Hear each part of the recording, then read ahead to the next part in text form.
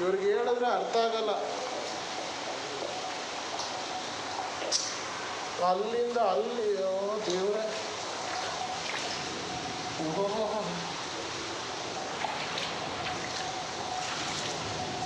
ಇವ್ರ ಬಾಗಿಲು ತನಕ ನೀರು ತುಂಬಿಕೊಂಡು ಹರ್ಕೊಂಡು ಒಂಟೆ ಹೋಗೈತೆ. ಒಳಗೆಲ್ಲ ನೀರು ಹೋಗೈತೇನೋ.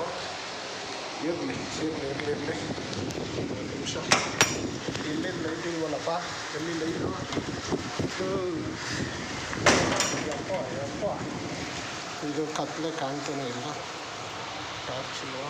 ಐತೆ ಎಲ್ಲ ನೀರು. ಕಸ ಎಲ್ಲಿಂದ ಯಾರು ಎತ್ತಾಕ್ತಾರೆ? ಎಲ್ಲಿ ಎತ್ತಕ್ಕದು ನೋಡಲ್ಲಿ.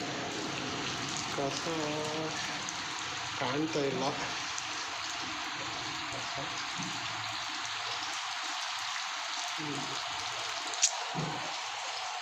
ಇಲ್ಲ, ಈಗ ಹೋಯ್ತು ಬಿಡಿ.